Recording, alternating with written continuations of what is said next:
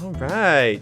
Hello, everybody, and welcome to episode 37 of the Patient Players Podcast. Woo! Merry Christmas! And wait for it, the new, fantastic theme song. Oh yeah! I have timed that any better? Oh yeah! Oh yeah! I am Daniel, yes. host of this podcast. My co-host is with me, Jordan. Hello, Jordan. How you doing? I am doing so wonderful. It's nice to have our official, custom-made intro music that we won't find accidentally on other people's YouTube videos. Yeah, it won't just pop up randomly because somebody else technically owns the rights to it anymore. Yeah, exactly. So for you listeners out there who might be confused, you're like, yo, what happened to the Patient Players Podcast music? That wasn't our music, and this one is. This is our new fantastic intro music. It was our music. It was free range music. Copyright free, I think is what you mean. Royalty free. Royalty free, not free range. Royalty free music that we were using. And it only took us 37 episodes to get our own music, but we did it, and it's beautiful. If you thought that tune was as boppin' as we think it is, you can find more over at David Irizarry Music. I think he's on Spotify and a few other places, but... You want to spell that? David spelled like David. Irizarry is I-R-I... Crap, I do know how to spell his name. I'm on the spot, okay? I spelled it wrong so many times when I was younger because he's a friend of mine that, like, now I get really nervous anytime I have to spell it. I-R-I-Z-A-R-Y.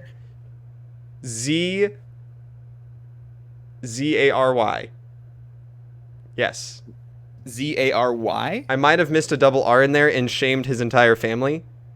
Oh no. I'm Googling his name. No, it's two R's and the one Z. I knew it. Like, I didn't have to look it up. I just have to write it out. It's I-R-I-Z-A-R-R-Y. David Irizarry Music. Find him wherever he is and ask for music. I like our theme. Welcome to the podcast, ladies and gentlemen. Wherever he is. Oh my goodness.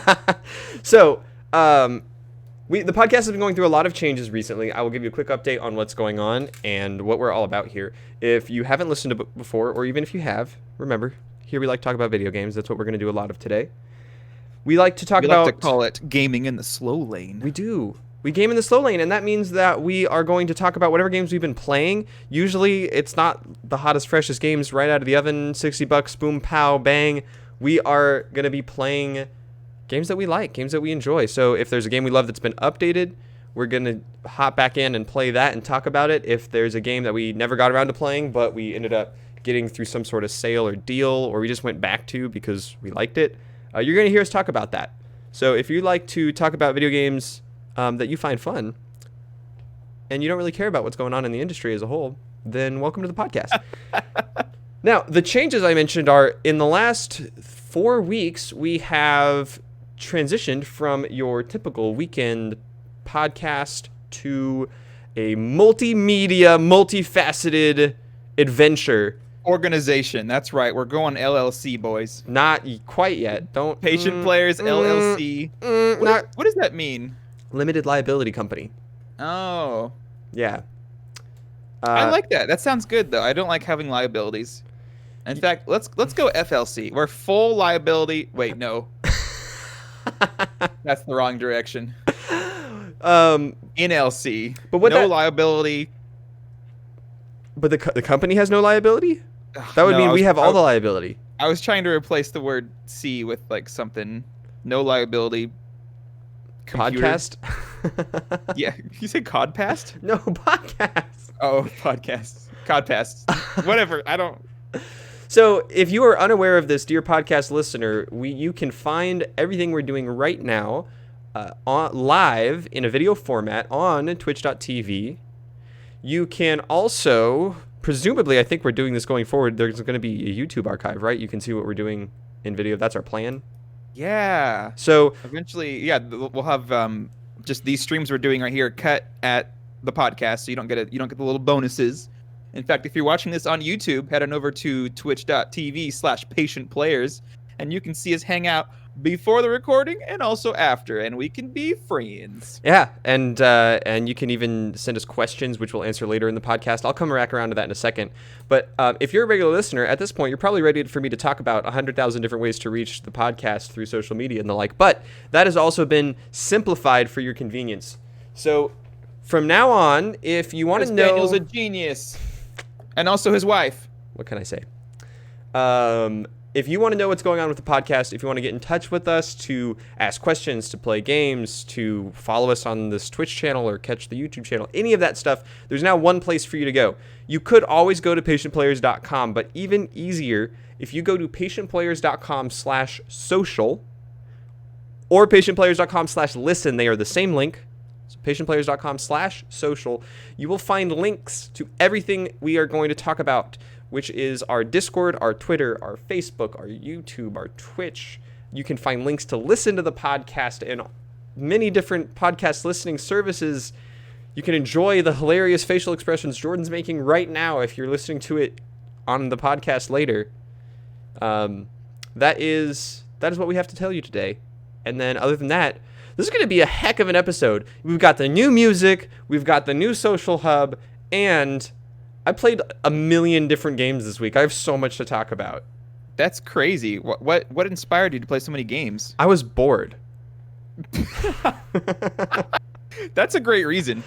Thanks. I'm proud of it. That is a great reason. And also we have got some free deals coming to you guys as usual. Yes, this is the free games, discount second games. month of June, technically. Second week of June. It's the second month of June in all of history. That's right. Throw away all your past memories from any past Junes, because that wasn't actually June. This is only the second June. Unless it was the first June, then you can remember that one. You can't throw away all of them. Yeah, okay. So either last June, keep those, or a previous June. In fact, you can choose the first June in your own mind. I don't remember my previous Junes. Do you remember your previous June? Like, do you remember a specific June where you're like, this was a great June? June is actually my favorite month of the year, actually. Is that because your birthday's in June? No, it's my early July, right? Yeah, my birthday's in July. I love June because June is E3 month, except this year. Oh, my word. E3 would have been this week, wouldn't it? Yeah, this upcoming week would have been all of the different E3 streams. Isn't that insane? Oh, that's so sad. Yeah. Yeah, so I usually love June because of E3 and also Apple's developer conference. Both of which, well, one of which has been canceled. The other one is just streaming, so. Yeah. But E3 was really the fun one. Jeez, that is nuts. Well, there's still going to be a lot of stuff announced, but it's going to be like released over the course of the whole summer, right? I know they've been talking about like all the different gaming news outlets are like, here's our collection of all the different various streams and stuff like that. So lots of people have jumped on the bandwagon of, oh, we can replace E3 this year. And now there's just too many. They're all fighting for dominance. Exactly. I don't know like which one to watch or like which one has like the big titles. Maybe none of them do. Who knows? Yeah, they're not all going to be in one place anymore, which was so convenient beforehand. It was. Well, that is our podcast. The way we're going to talk about the different games we play this week, and then we're going to move into our questions and answers section. If you have joined us live on Twitch, you will see some notifications that inform you we're not typically going to be answering questions live up until the questions and answers section. So once we get to questions and answers, any questions that have been emailed to us at patientplayerspodcast@gmail.com or are posted in the Discord channel at the podcast questions channel. We'll be asked live on Twitch. Asking live on Twitch. We'll be asked live on Twitch. We will answer questions from those three sources once we get to the questions and answers section. But for now, how was your week, Jordan? But keep your pants on, kiddos, because we have games to talk about first. You should probably always keep your pants on, kiddos. And then continue keeping your pants on. Yeah. Don't. Unless you're taking a shower. In that case, please take your pants off. No one wants excrement. That's not the word. That's not the word. That is not the word. Supplies. What's a word for like extra, additions of something? I have no idea what you're trying to say, and I'm trying to stay as far away from this analogy as possible because I don't want to talk about kids in the shower. No one wants pant pieces down their shower drain.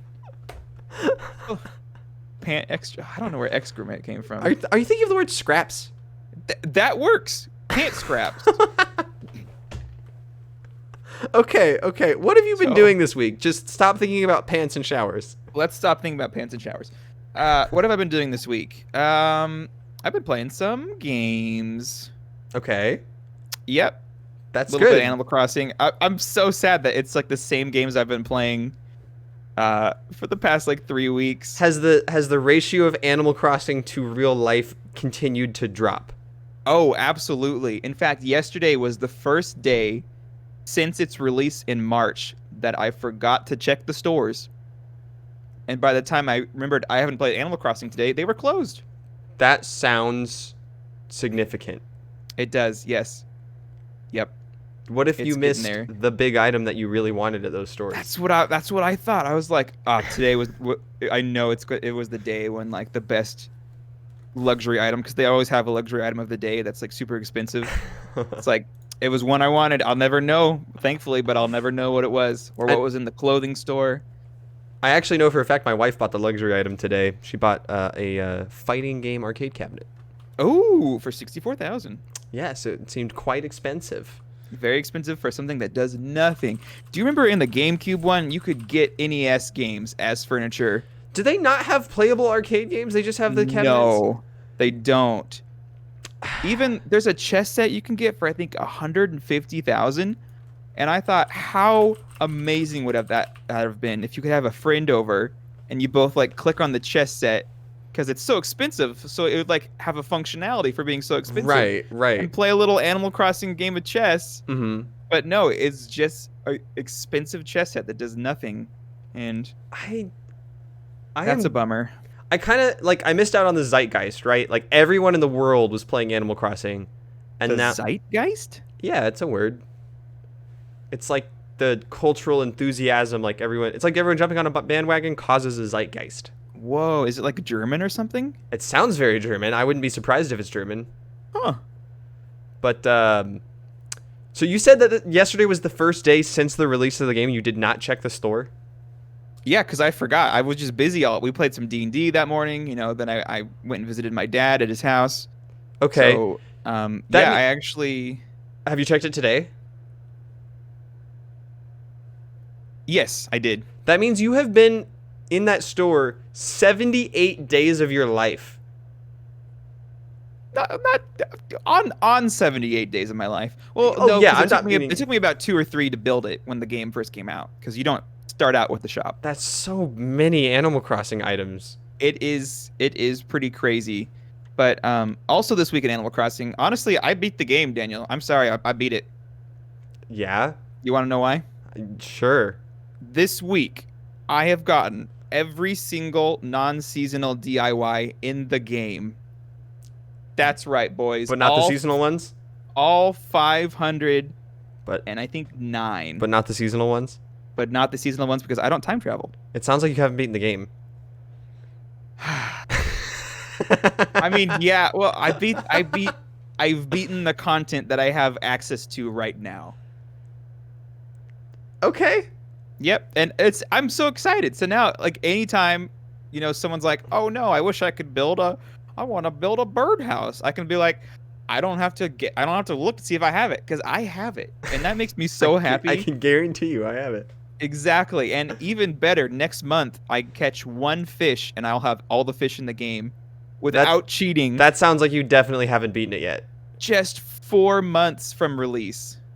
That's crazy. So what are you gonna do the rest of the year? Just not play Animal Crossing? I guess if they release, updates, I'll play the updates.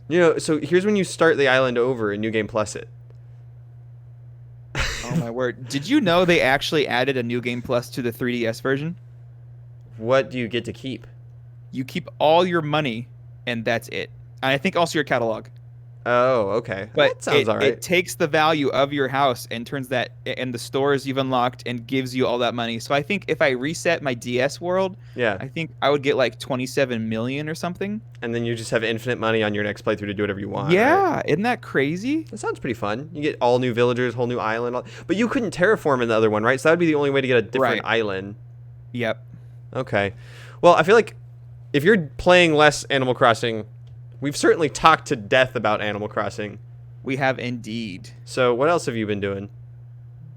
Well, I mean, there's also an Animal Crossing. Like, not moving on from Animal Crossing yet. There's also the wedding event going on this month.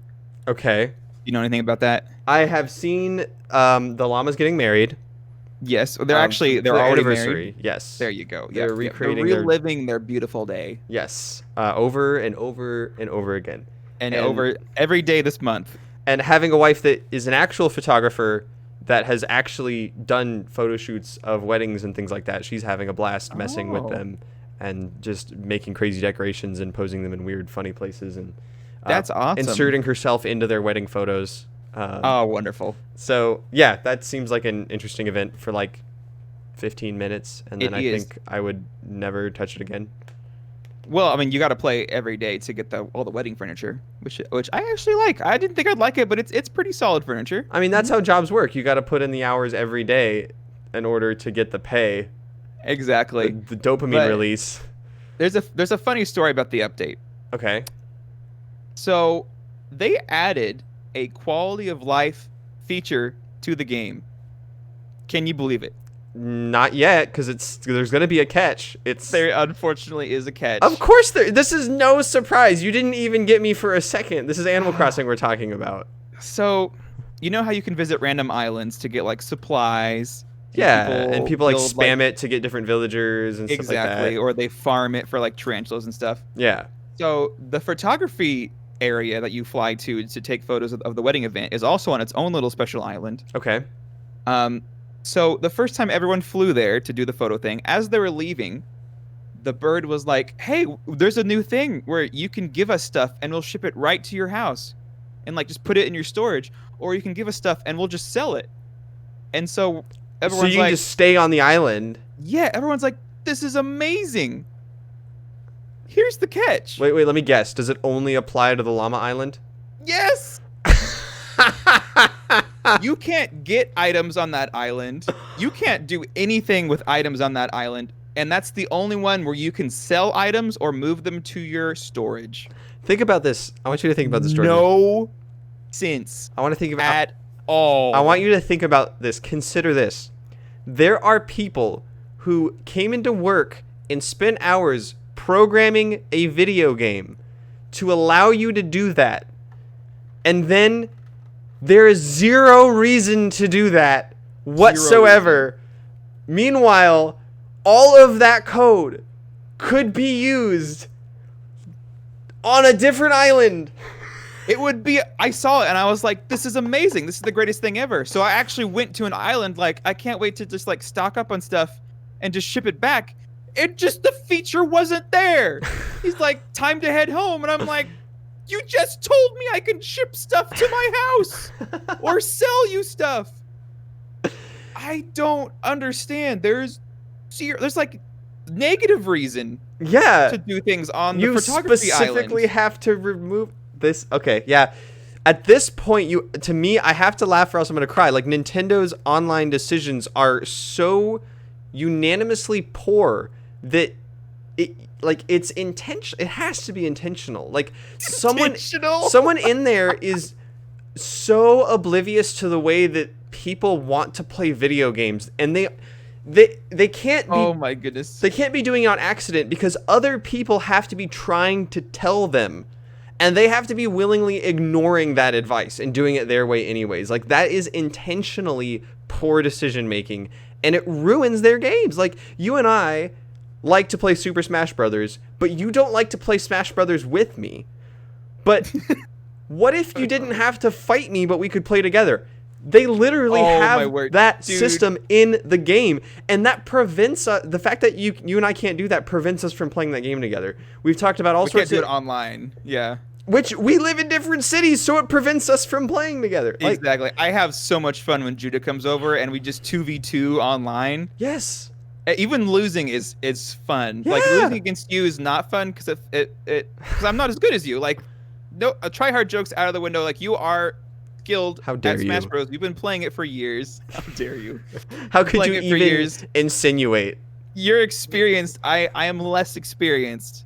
So same for Judah. Judah's been playing it like his whole life. Judah's amazing at Smash Bros. So playing with him online against people, even losing, is lots of fun. And I wish I could play that with you, just like against random people online. Yeah, like, Animal Crossing online is busted. Smash Bros is pretty good, except for a few features that don't work for you and me specifically. But other than that, it's serviceable, but it's not great.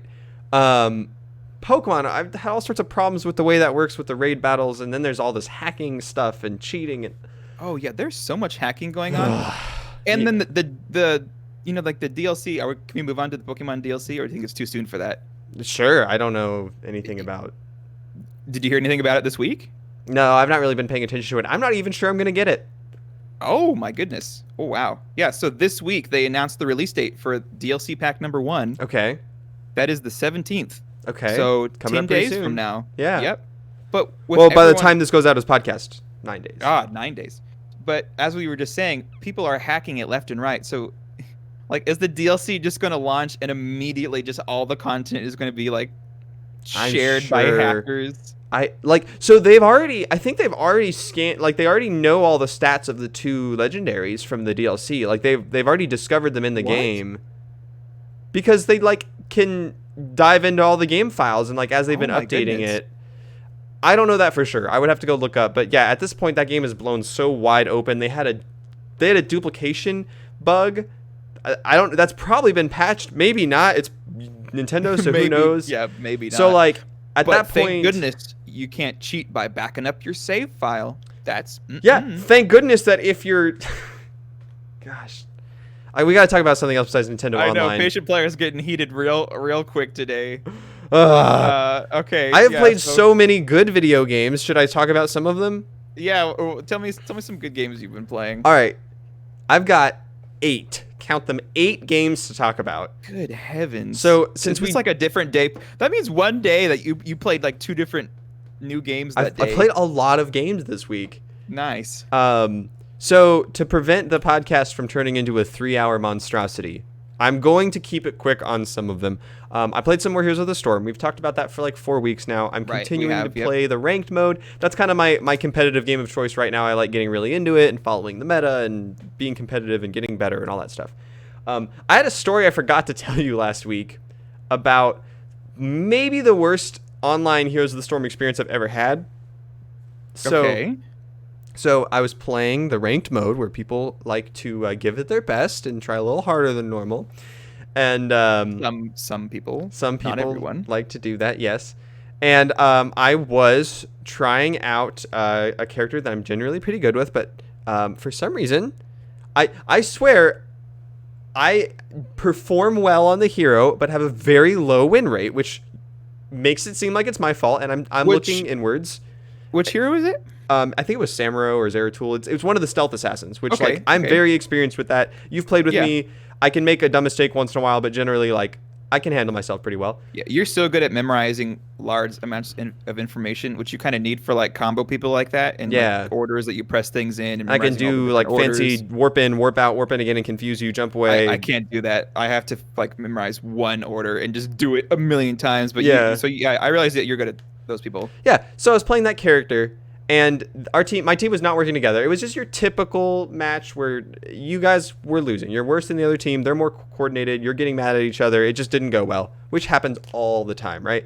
Well, in this particular match, the enemy team had a character who's very good at controlling the map, and it was a Gazlo, and he was pushing. So, like, while everyone else is fighting over something together, he is leaving his team to go do something completely else that he's really good at, and he's just destroying your base while you're focused on something else. And he was just doing it the whole game, and that's a very effective strategy, and it can be very annoying for the enemies that are playing against him. So the enemy team had one. He was very good. He got most valuable player in the game and just wrecked us. Like, he was the reason we lost. You said, or macro, that macro wins games. It does, and he did it well, and he destroyed us, and it felt bad, but I was like, whatever, it's another game. And I was kind of frustrated because it was like my second or third loss in a row. This is the second time this has ever happened to me. He decided to reach out and start private messaging me and bad-mouthing me and using swear words and taunting me. After winning? Yeah. After winning the match, the opponent who won reached out and started bad-mouthing me to make me more mad for fun. What a nice guy. Yeah. I was like, oh, great. And like I said, it's happened to me one other time, it's always surprising that people stoop to those depths. But yeah. Did you have to like accept his message? No, I have private messages allowable even if you're not on my friends list. Okay. I do not. You can turn that off, and obviously this Yeah. would be a good reason why. But I've had plenty of people where like I've had a really good game and they'll message me, be like, "Hey, let's group up," and I've had really Yeah. fun games that way. So I'll take the good with the bad. I have a pretty thick skin, so I was like, whatever. If it is off though, it says so and so would like to message you. Oh, does it? I didn't know And that. every time I click no. I So- don't care if it's happy. If there's a chance of it being some jerk, I don't want my day ruined. Well, Like sounds like happened here. my skin's pretty thick. It didn't really ruin my day. I was like, whatever. This Okay. guy's an idiot. I was already gonna get off because I was a little flustered from the last couple of matches. I was like, I'm gonna cool off. So I blocked him, reported him because he's being a jerk. That's good. Moved on with my life. I think like another guy from the party that he was in like messaged me. I blocked, reported him. Was like, whatever. These guys are being buttholes. They're Dang. just having a fun day being rude to people on the internet. Some people get their kicks out of that. Whatever. I'm not gonna participate. Just report him and block him. I'm fine. Until I wake up the next morning and this guy had looked up my username, found my YouTube channel, found my Only Heroes of the Storm YouTube video from like 5 years ago, and was like, this is a great video, but it's nothing like that time I kicked your butt, and like started bad-mouthing me on my YouTube channel as a comment. And I woke up, I got an email that someone had commented on my YouTube video, and I was like, what the heck? This is like a 5-year-old video. And I like pulled up my phone. I was like, this guy, like hours later, after I went to bed, was so intent on being an evil person that he found my social media and my YouTube channel, found this video, and started posting bad things. So he got another report and a block there, but the idea, like, what would possess a man to win at the video game, go out of his way to brag to the other person and egg them on and taunt them, and then when they don't take the bait and don't respond, seek out other it's the most toxic thing I've ever heard of. That's like some 13-year-old. Like that has to be. That's like a mental condition. That is madness. Like, goodness. Yeah, so wow. That was fun. I didn't tell you that story last week. That's a great story, though. Like, I think that sounds like a worth it experience for this great story. I mean, like I said, I have a thick skin, so it didn't. Okay, I worked at a call center for years, so I'm really good at deflecting anger, and I'm really good at not letting angry people bother me. So That's good. It's a good life skill. You learn a lot in customer service. Let me put it that way. But that's just one of the 8 games I played this week. Wow. I wish I had more to say about it. I continued to play Half-Life Alyx in VR. I went another 2 levels from where I ended last time, and there's been a little bit more combat and excitement. Not a whole lot more. It's definitely a slower paced game. So far, they try to be spooky. It's a little spooky. I was like checking corners to make sure zombies weren't going to pop out and attack me, and that was cool. But so far, it's just been your average VR game for me. Like, it's not life-changing yet. Sounds like you're a thick-skinned tryhard. you even had to try hard on the thick-skinnedness. Like, you're not getting spooked. You're like, oh, it's just a scary crab. What are you doing? It is the most polished VR game I've ever played. Like, the environment's incredible. The animation's amazing. Like, the storytelling so far has been really good. It seems like your average AAA first-person shooter. Like, so what about it do you think that everyone is touting as the greatest thing since sliced bread? Do you think they just don't play other story VR games?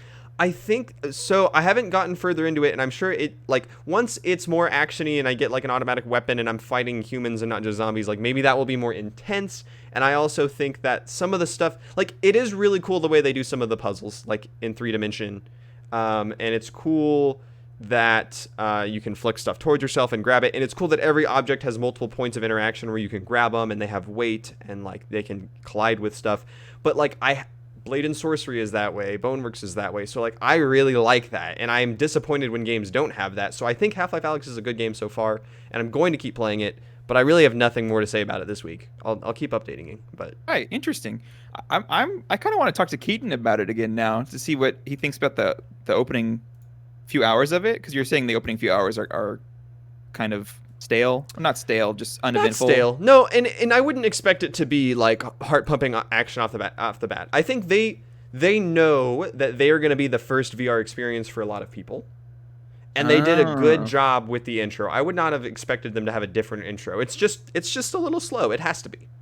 Okay. As they teach you the controls and you get used to stuff. Like if they threw you in there, expected you to like fight off a zombie and then have a gunfight in the first 20 minutes when someone may have never been in VR before, that would be overwhelming.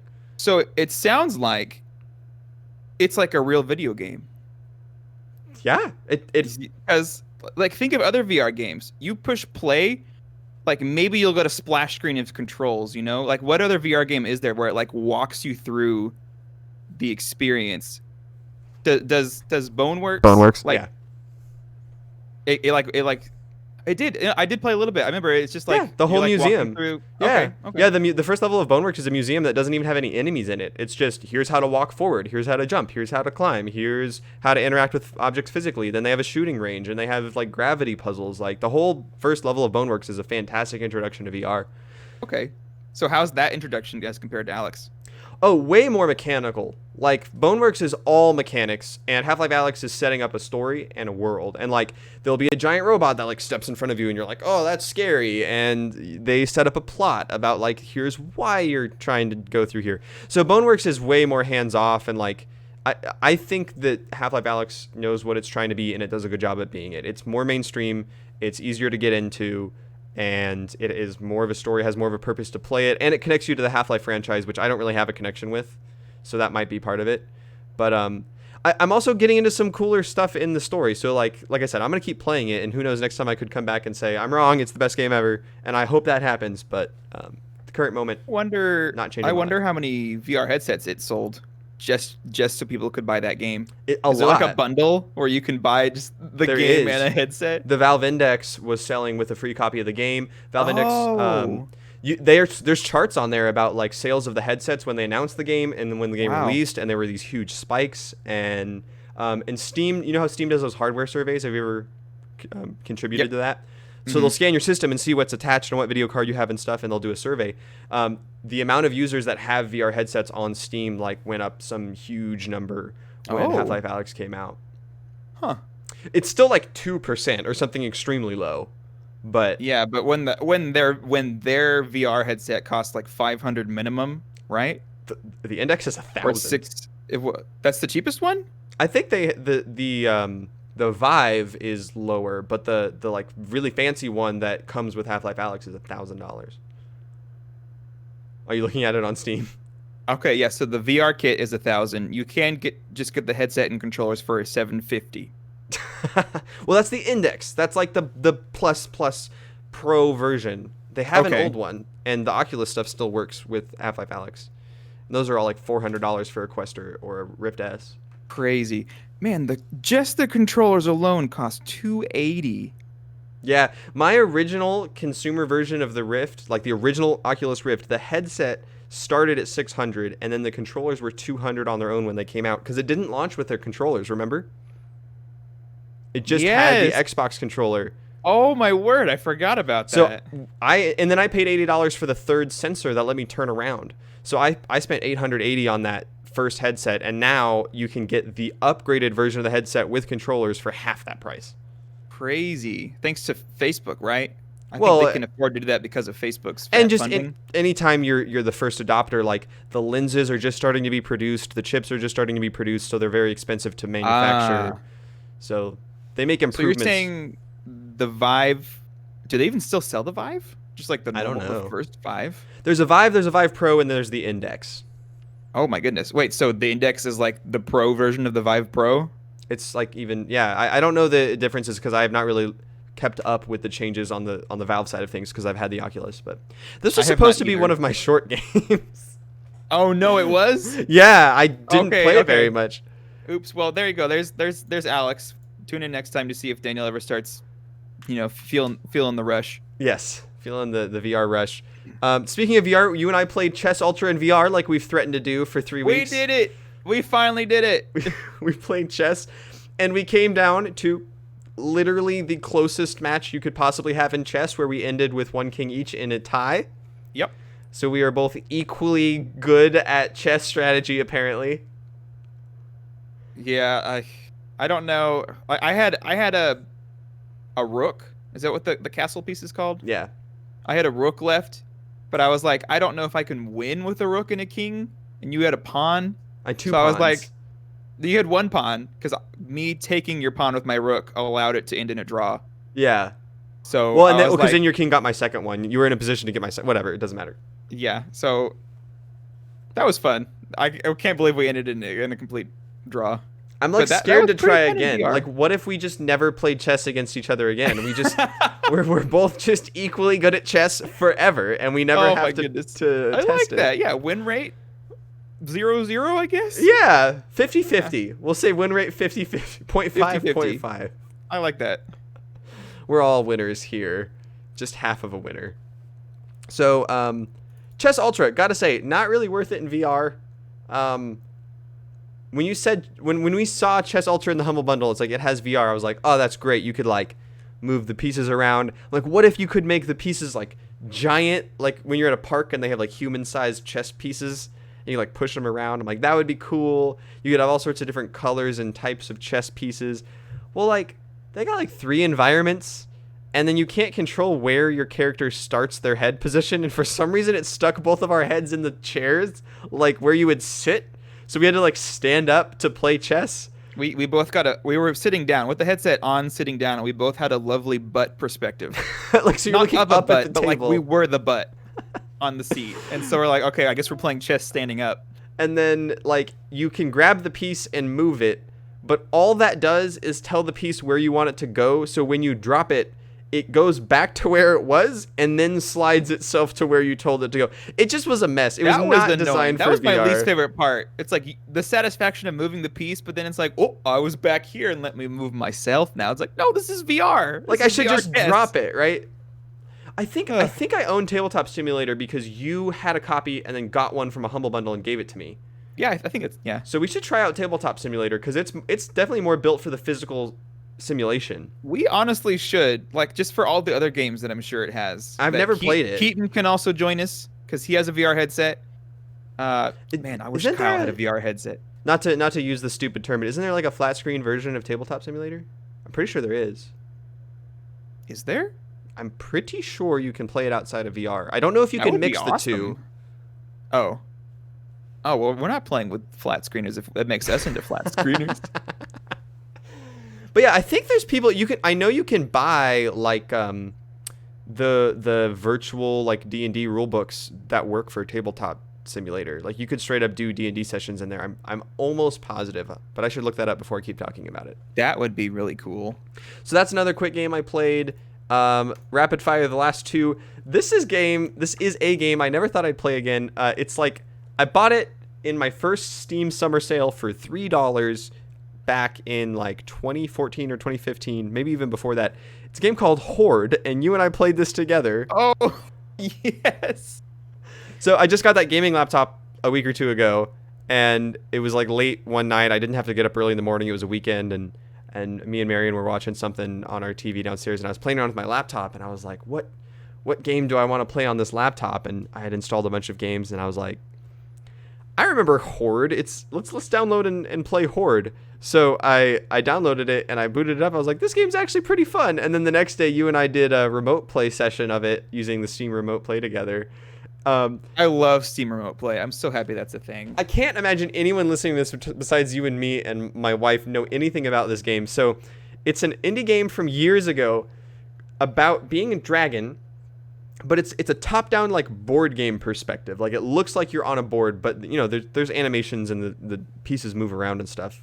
And you're a little tiny dragon, and you're flying around top-down, and you're like using your flame breath to burn villages and knights and stuff and grab gold. And it's like a time-based arcade game where you're trying to get as much gold into your hoard as possible.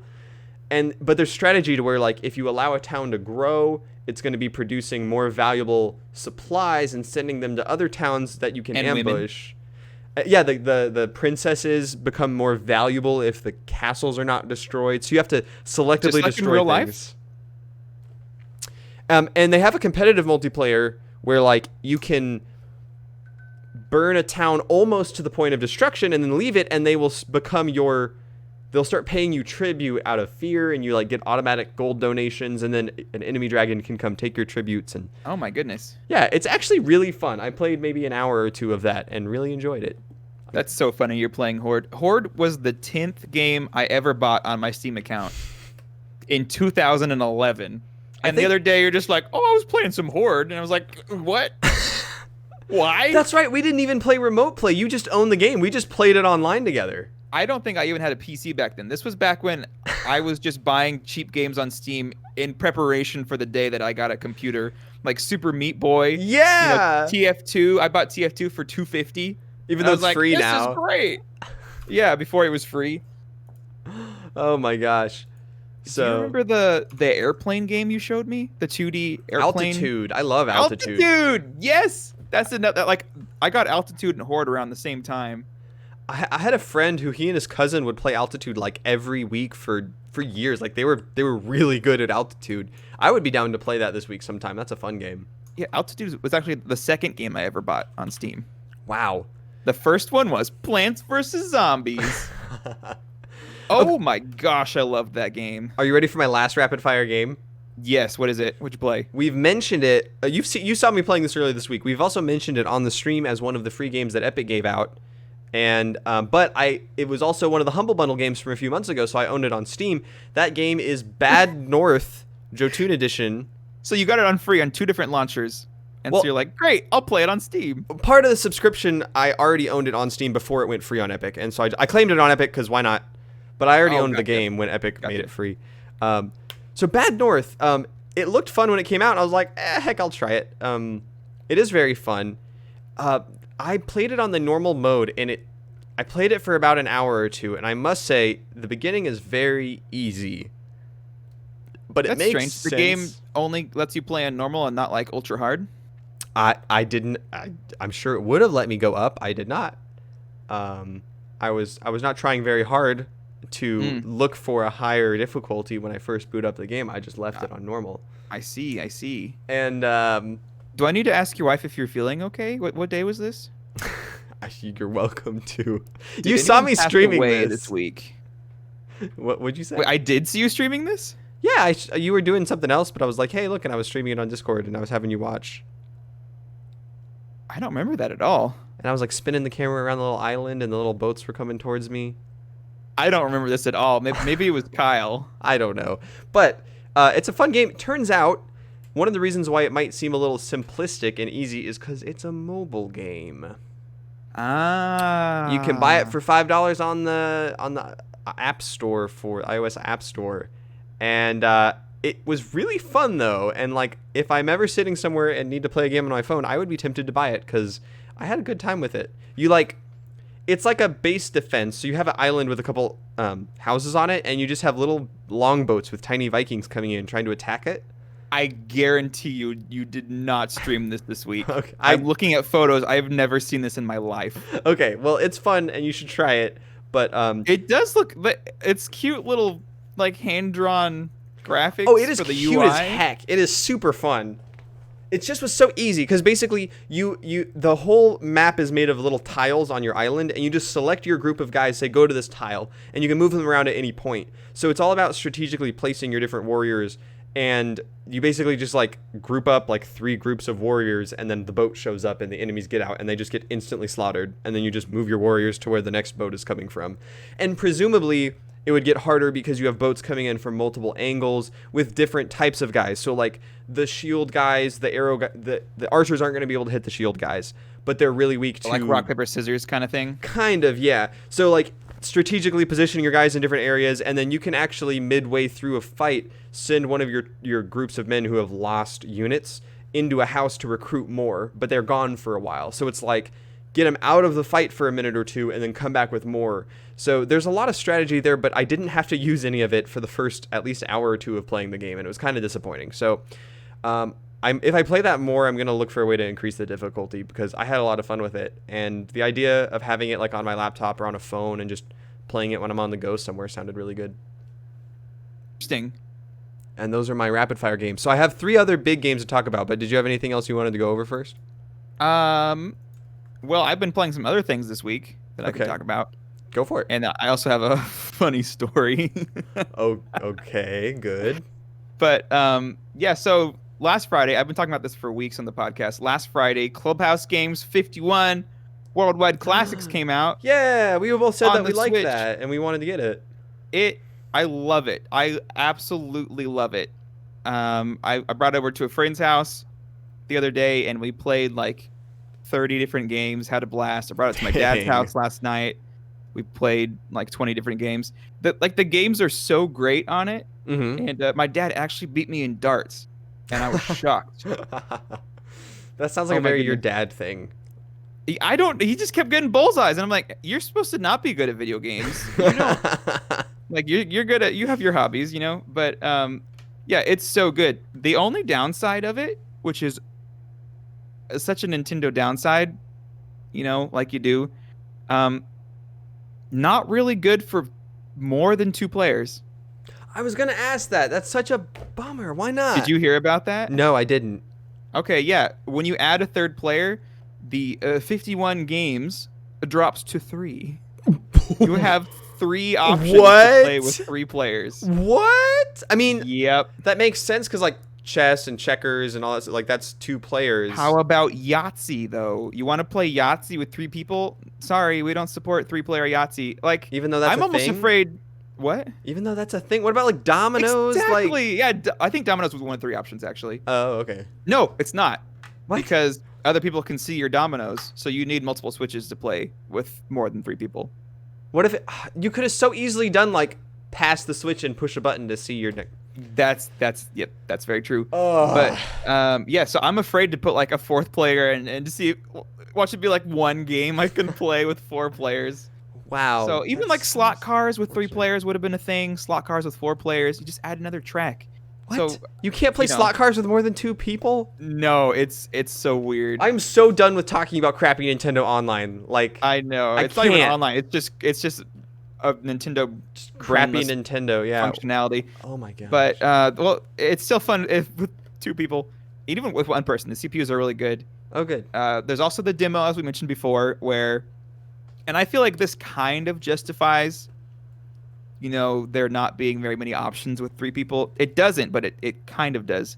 Is Okay. if you have friends all with their own Switches, as I've said before, they can download a demo of the game Uh-huh. and connect to yours and have access to the full, not full range. I don't actually know what the full range of games is, but they can have access to just the all of the games that support that many players for you all Okay. to play with each other's. And I also learned this week that if you get the demo, it actually comes with 4 free ones, even for not buying the game. Oh, So cool. you Then you get- can just play on your own. Yeah, you get 4 in a row. You get Dominoes. You get President, which I think is a card game. Have you heard of President? I've not. I haven't either. And you get slot cars. I And remember. slot You know cars what? I remember President from the trailer. from the where they went over all of them. Yeah. Well, so yeah, and slot cars, and which is one of my favorite ones. So like, if you guys want to play slot cars on your Switch, Okay. I assume it'll support 2 players still. I don't actually know it. That's Maybe not I'll- a safe assumption, Jordan. yeah, maybe not. So if you want to play slot cars By yourself. by yourself and maybe with someone else, you can download the free copy of Clubhouse Games and play those 4 games. Which Okay. why is Dominoes on there? I guess for single player Dominoes. Yeah, People I don't know. like dominoes, I guess. That's interesting. Huh. Yeah, so Okay. that's cool. I didn't know it came with 4 free games. So all those troubles you mentioned of lowering the amount of games you can play, that is multiple players on one Switch, but is there Correct. a bigger category of 3 to 4 player games if you have 3 to 4 Switches? I do not know. I assume so because that opens up games like Dominoes where only, you know, it requires you only seeing your tiles, or other card games that only require you seeing your pieces. See, you say that like it's true because it makes sense. No, I know it is true. Like, I had 3 players on the booted up on the same console, and I tried clicking on Dominoes, and it's like, you need more players to see this so they can. You or need more multiple consoles. switches. Oh, so it doesn't Yeah. just say you can't do this. It says you need more Switches. Yes. Ugh. And so I didn't actually check the rest of them if they're all like, you need more switches, you need more switches. Well, But, just I mean, the wait fact till that you they get made your it free- Switch back from It would have been terrible if they said you need more Switches and required everyone to buy their own copy of the game. So I am very happy that the functionality they added in where you can have the free copy to play.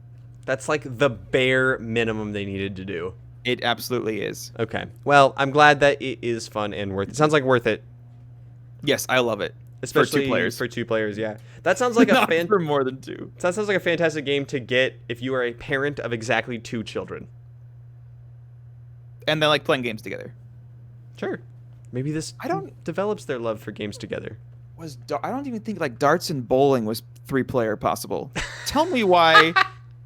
Why? There's no reason why you can't play bowling with 3 players. Just take turns. You literally just need a dartboard for an infinite number of players. Exactly. Like you take turns on 2-player mode, so just add in a third. It's weird. It's crazy. Here's the thing. The Switch is a handheld, so they don't have enough memory to hold the scores for all those different players. Every byte of memory is valuable, Jordan. Yeah, it's like the whole game was made for 2 people meeting up at a coffee shop, and only 2 people.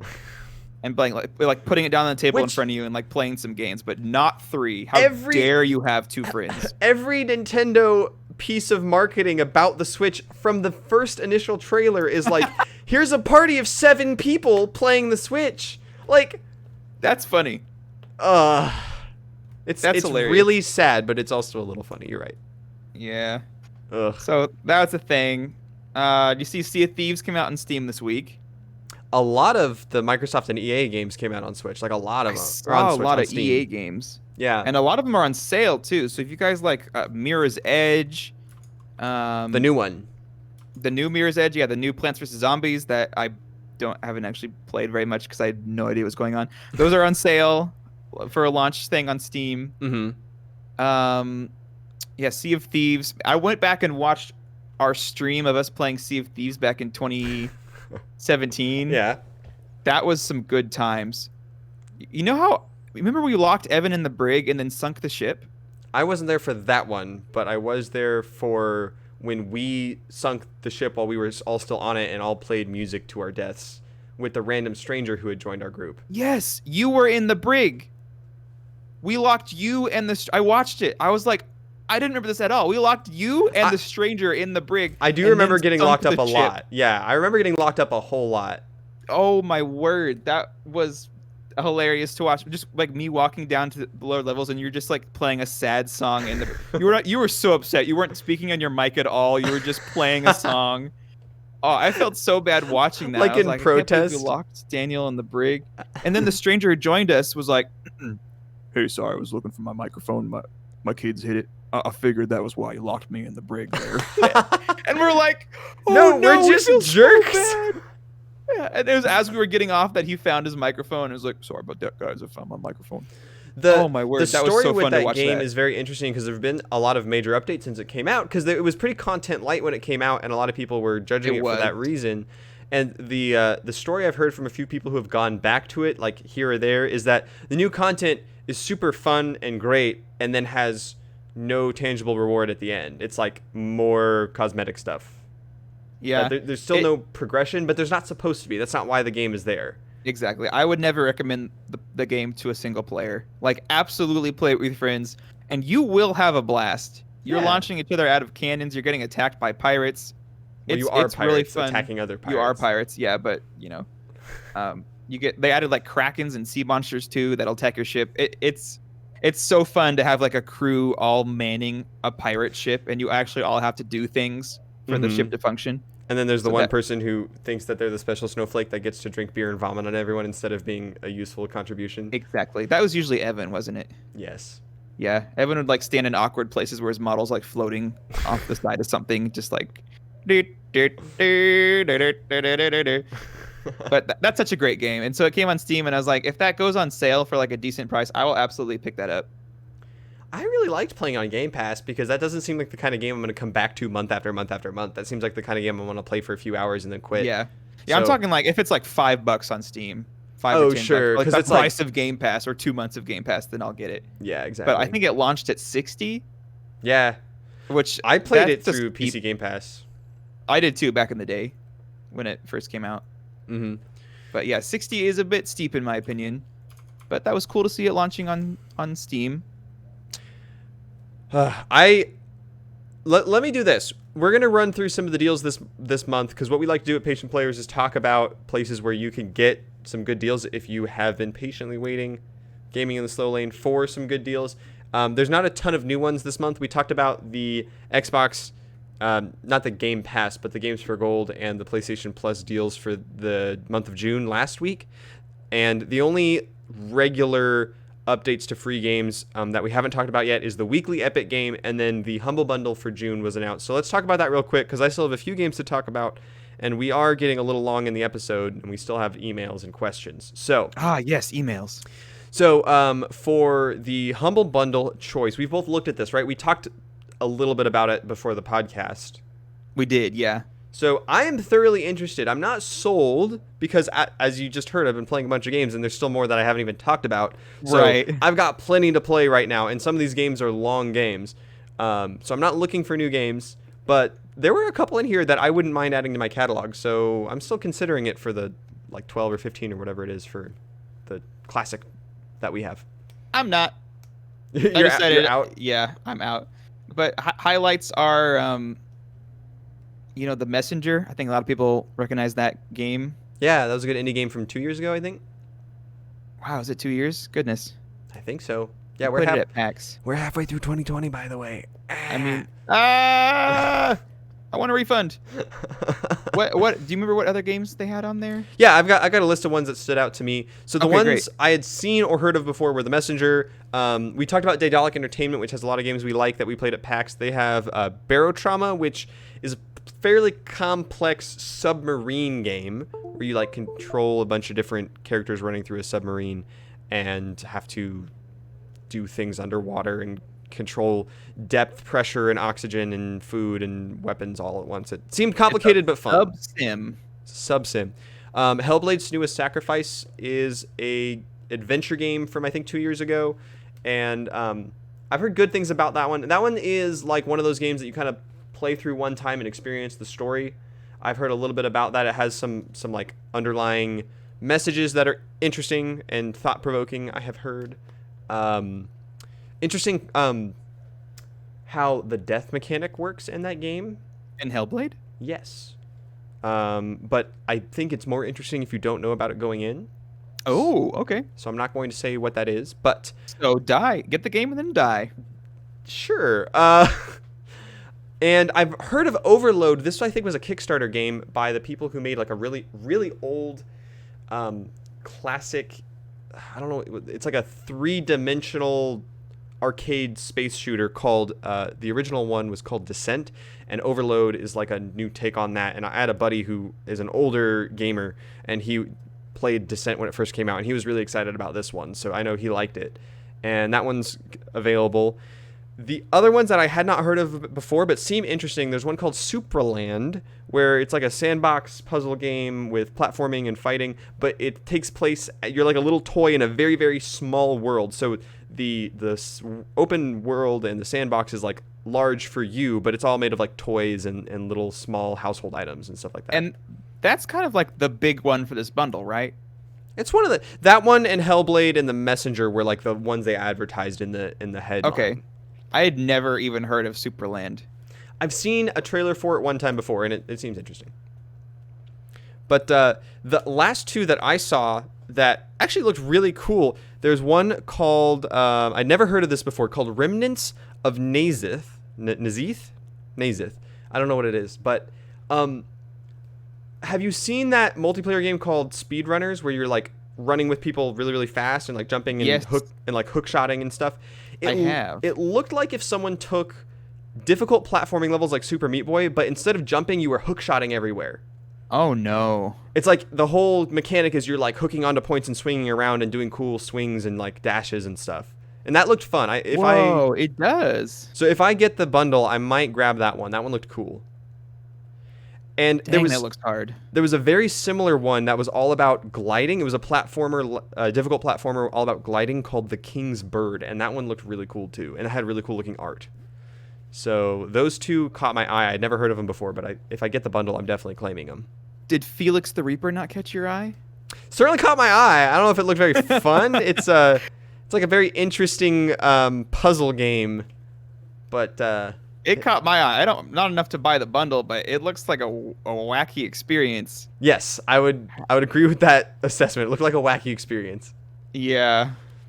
So So there you go. as a reminder, if you are currently subscribed to the Humble Bundle and you were before they changed the payment system, you were on the Humble Bundle Classic, just like we are, and that means you can get, I think, 10 of the games for like the old price of $12 or $13.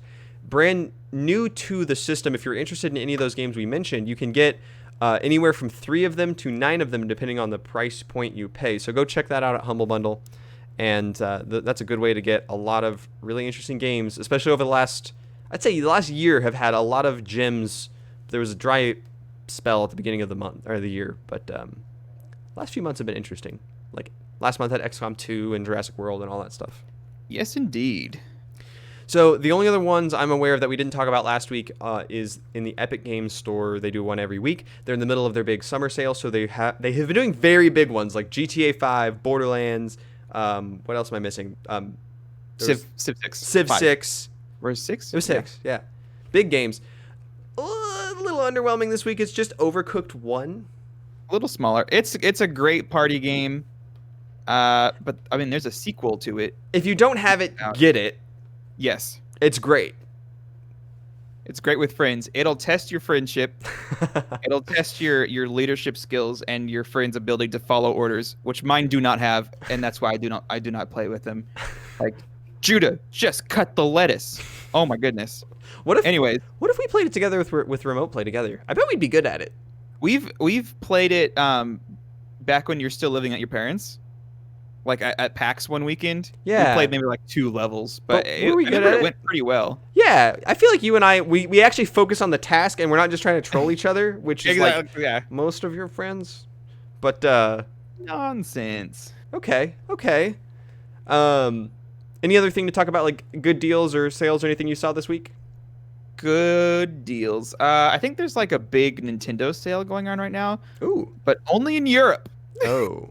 So I don't know why they did that. For all of our European listeners, exactly. Tell us how great it is, I guess. But I mean, the Switch is not region locked, so you technically could create a European account on your Switch to log into the European store to get good. Is like the $10 you're gonna save worth it? I mean, I forget the highlights of the sales, but they looked like pretty good titles. What about like converting to euros and all? I don't know, man. Oh yeah, it's a bit of a hassle. Yeah, that's so maybe not that one. Well, we got not a lot of time, and I got a lot more game. Can I start talking about? Oh no, you got a lot more game. Those are my 5 quick ones, which I tried to make quick, and they kind of got out of hand. But oh no, those are not the ones I played the most this week. I played each of those maybe once for like an hour or two. One of the games I downloaded on my laptop because I'm looking for games I can play with a controller that doesn't need a mouse and is completely offline, so I can take it with me wherever. And I have Dark Souls downloaded, which is exactly what I'm looking for, but I've already beaten Dark Souls a whole lot. I really like that game. You've heard me talk about it before. So what's better than Dark Souls, but what you got me for my birthday of 2D Dark Souls of Salt and Sanctuary? Day. Yeah. Yeah. So I had not played it. Played it. Yeah, I've not played it since you bought it for my birthday until this week. I played a bunch of it. Amazing. What inspired you to do that? I just explained what inspired me to do that. Like everything. You're just sitting there, you're like, I want to play Dark Souls, but I already beat it, so I need something close to it? Kinda, yeah. Okay. It's just fair enough. I was just going through the games that I had installed but never played or beaten, and I was like, what's a game that's great on a controller that can run on this laptop, and like it's still a good game to run on like a gaming laptop and test the power of it, and it looks good, and I would want to play it anywhere. I was like, let's see if this game's any good, and I really enjoyed it. One, they are super not trying to be anything but Dark Souls, which I knew going in, but yeah, geez, everything about that game screams Dark Souls. But I like Dark Souls, and so I'm having a blast with it. I've beaten the first 2 bosses, and the second one was really hard. And I'm starting to understand the mechanics a little bit more, and I'm going to keep playing it when I have time. I'm enjoying it a lot. Cool. Wow, good to hear you started that. Yeah, I'd love to show it to you sometime. It's fun. I was gonna say I would totally watch you play that to see how hard it actually is. Mm-hmm. I can't imagine how the process is for designing a difficult 2D boss or a boss on a 2D plane. Because with Dark Souls 3D plane, possibilities endless. But when you have a 2D boss and you're trying to make it difficult, It's still a lot not about like a bullet hell. being within the same range of the boss for when they do their attacks. It's about timing your dodges or your blocks, just like Dark Souls is, and recognizing boss patterns. It's very Dark Souls. Like, boss patterns and the timing of their attacks are very important. Oh, that's cool. Yes. In addition to that, you and I played a bunch of Minecraft Dungeons. Yes, I was so happy to play Minecraft Dungeons again with you and your lovely wife. We had fun as always. I was really sad we had to stop playing because I had to go meet my dad for dinner, which was nice. But I was like, I just want to keep playing Minecraft Dungeons. Well, and so this is our second time playing it. We played it for like an hour or two each time, so we played a lot of it. But last time when we brought it up on the podcast, it was right when it launched. We were just barely describing the game, and we played it with 4 people and just like the first 2 levels. And it was fun, but I felt like we chewed through those enemies like crazy, and it was just kind of whoever gets to them first murders them immediately. And we decided to bump up the difficulty this time around. And I'm confused because they have like a world difficulty where you have to beat the whole game in normal before you go into adventure, before you go into torment or whatever it's called. I think torment's what it's called in Diablo. Like master. Yeah. And then, but within a level, you can bump it between like 5 difficulties levels that to change the amount of loot that drops and the level that it drops at and stuff. So we actually bumped it up 1 or 2 until we died on one of them a lot, and it was really hard. We actually got team wiped 3 times because you get 3 team wipes per level. Mm-hmm. And then we got team wiped twice. And we scaled it back. Fully. Yeah.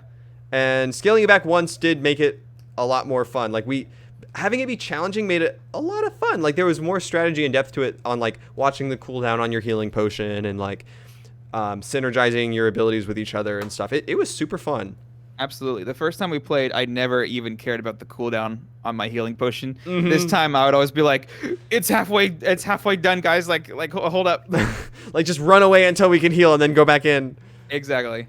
I don't know if I found the game to be really buggy, like unfortunately buggy. Oh my goodness, yes. Did I tell you I bought it on Switch too? Oh, you mentioned you wanted to. I didn't know you went through with it. Okay, yeah, I went ahead and did it because I think I was out of the house and I was like, I would like to play this on the go.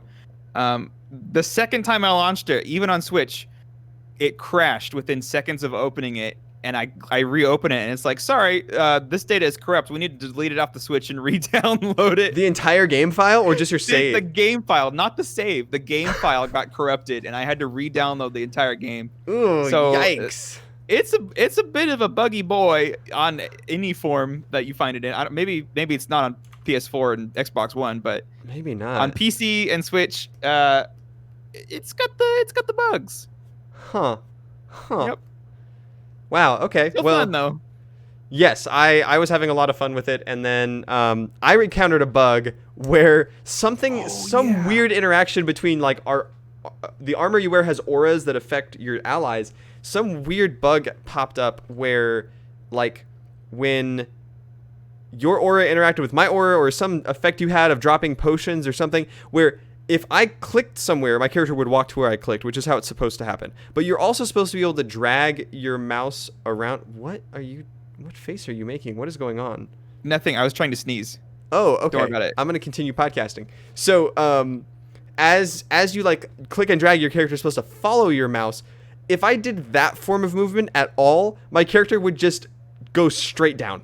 Doesn't matter if there's a cliff, doesn't matter if that's where I'm clicking, just go straight down without stopping. And it made it really, really hard to play. And I had to keep unequipping and re-equipping my armor to get it to go away. And it was just a mess. So I hope that kind of stuff gets fixed because that was annoying. I hope that just like relaunching it next time, that won't be a thing again. That looked really annoying. And we like walked into the boss room and the boss wasn't there. And we like walked to the exit, but we couldn't beat the level because the boss wasn't there. The boss just didn't spawn in its arena. And then 2 out of 3 of us got stuck outside the boss arena while one of us was fighting the boss and they had to warp in. And I'm so glad that warp is there. Can you imagine if that wasn't there? That would have ruined the whole level. Yep, that would have. Oh my goodness. So, well, that was Minecraft Dungeons. But despite the bugs, really fun, excited to play more. Me too. All right, I'm on my last game. You ready to hear about the big one? I am ready, and this sneeze is still like haunting me. So, Well, last night I was like, I've played a lot of new games this week, and it's been super fun. I loved Bad North. I love Salt and Sanctuary. I have so many games that I've built up with this collection. I keep talking about it. I want to actually play some of these games, and I had like 4 in mind. When I was younger and learning to be a computer programmer, I built one of my first programs called the Decision Maker, and you literally like type in a bunch of different options, and then you hit a button and it randomly spits one of them back out at you. So it's like, oh, I don't know what to do. Here, boom, and it helps you make decisions. So I plugged a bunch of games into this Decision Maker, and it spat out Monster Hunter World. And so I played a bunch of Monster Hunter World last night, and it was super fun. And you're doing something in your room. I'm sorry, you played Monster Hunter World without Kyle? I messaged him twice, and I think he was asleep because it was like 11 p.m. Yeah, there's no other solution of Kyle not getting back to you about playing Monster Hunter.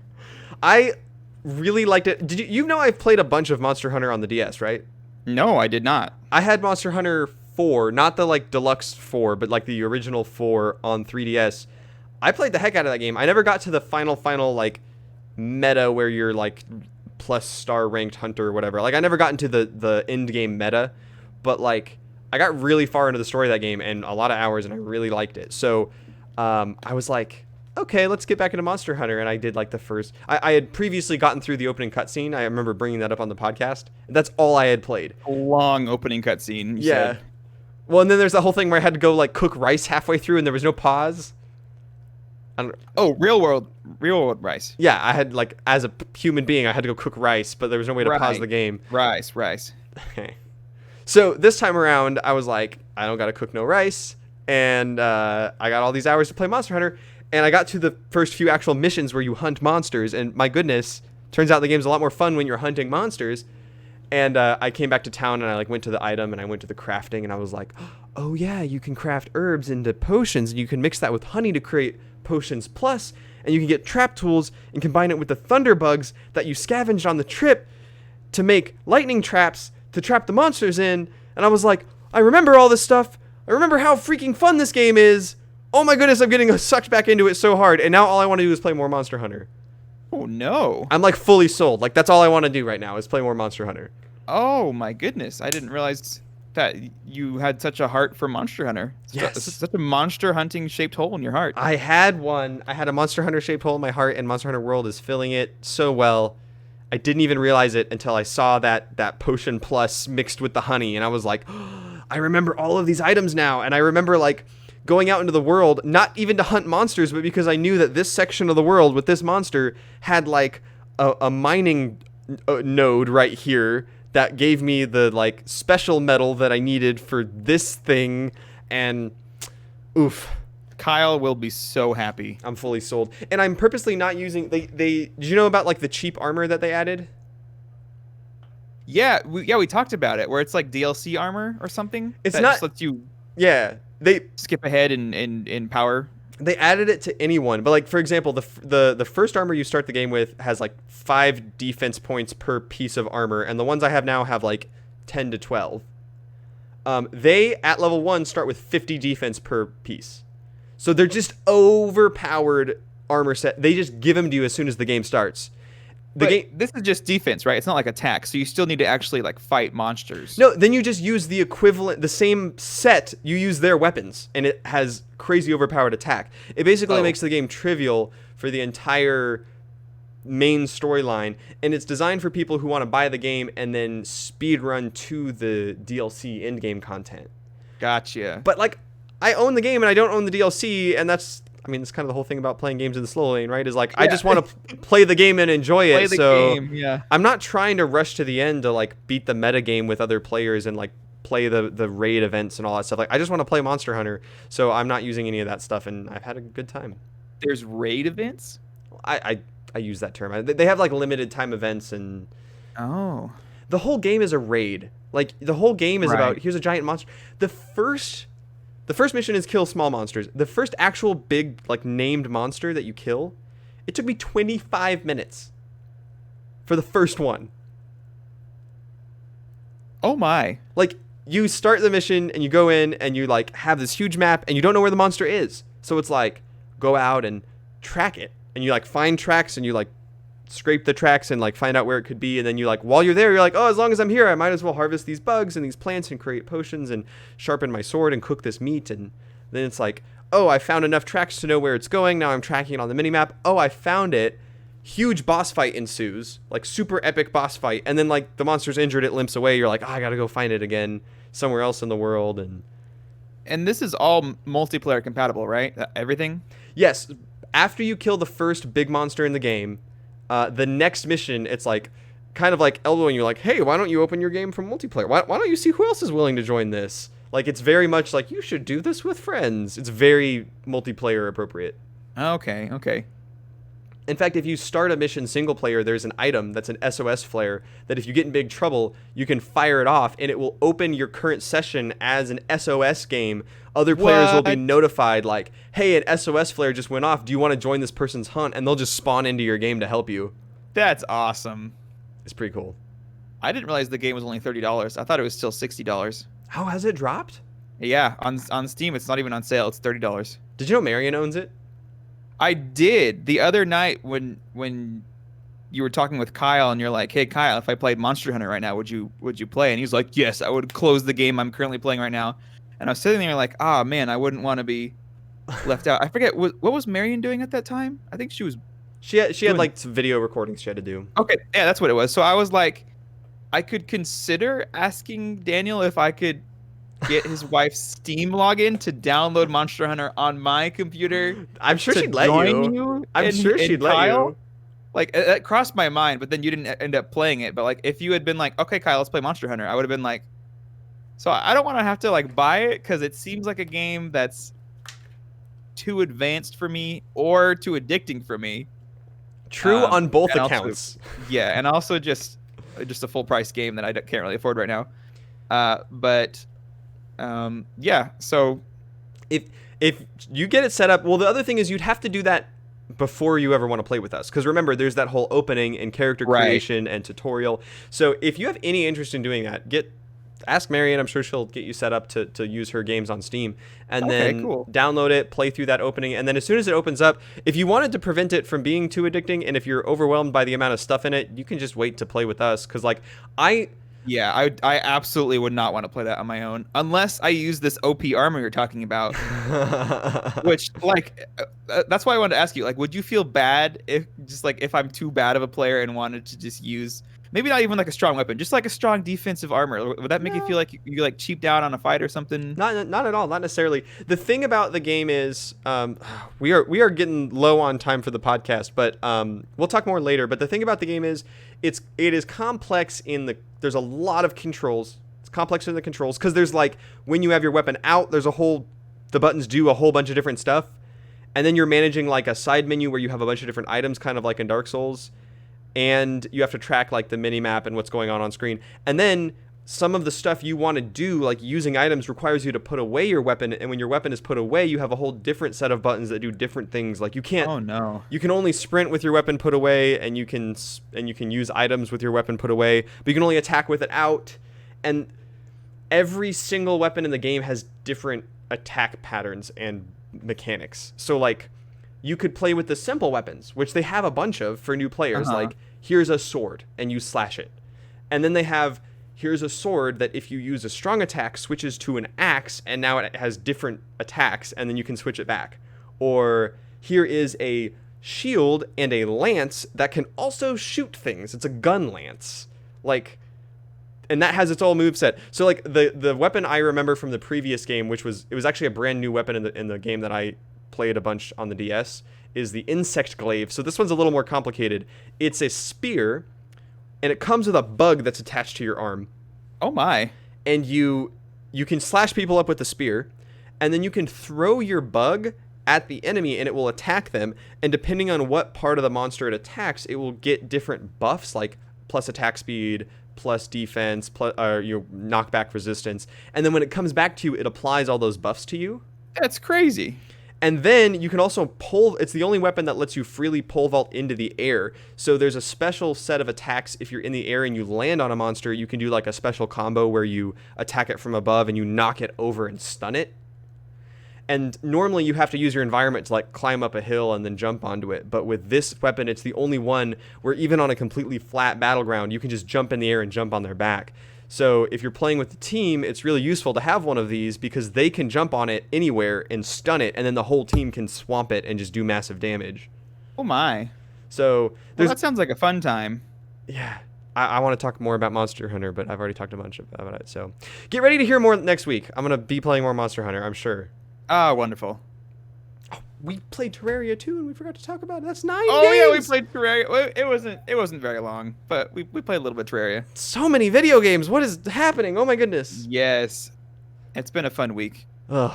Did you want to try and do emails real quick, or should we put off emails till next week? No. We've got plenty of time. We don't have a hard cutoff. I just didn't want to push the podcast to absurd amounts of time. Oh yes, of course. Does that mean I can tell my last 2 stories that I've been looking forward to? Yes, 100%. Do it. Wonderful. There was a Terraria update this week. Wait, okay. Yes, Terraria. Yes. You mentioned this when we were playing. I want to know what this is. I did, yes. So you remember Torch Luck being a controversial thing in the past few weeks? Yes. Do you want to explain that for anyone who doesn't?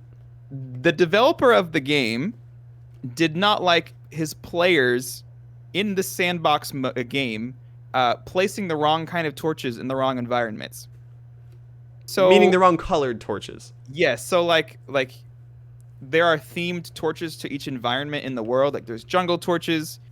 There's like corrupted torches that you want to place in the corrupted area. He didn't like everyone just using basic torches, which is what everyone does anyway. Everyone thought that just the other additions were just, change up looks. Yeah, just visual cool stuff.